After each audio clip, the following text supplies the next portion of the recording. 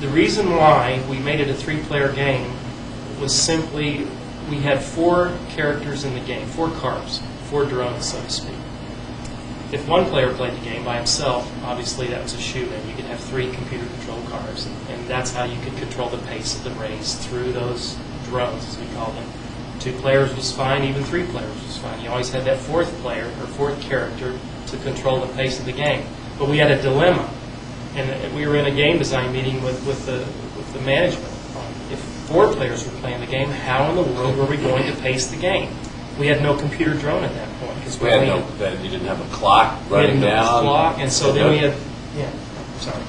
And the other thing was trying to come up with a cabinet where you had the ability to, the key with sprints were the fact that you'd learn the angle of the approach and you'd speed up your car and you'd throw the wheel so that you'd slide around. And that was what sprint was all about. So trying to get 4 players with enough room with the steering wheel so they could all view one monitor was... Then they'd all be like spinning wheels, just smacking each other. Which was really tough. So it was like, okay, 3 players is really good still. It's way more than 1. The real reason, when it finally was decided to be a 3-player game was simply because we had no way of knowing from a game design standpoint how to pace the 4-player game because there wasn't a clock in the game.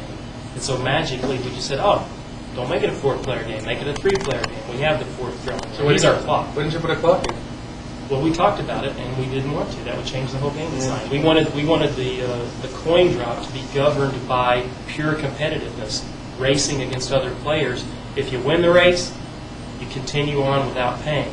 If you lose the race, you pay. And so that was, it just followed on the coattails of the success of Gauntlet, being multiplayer.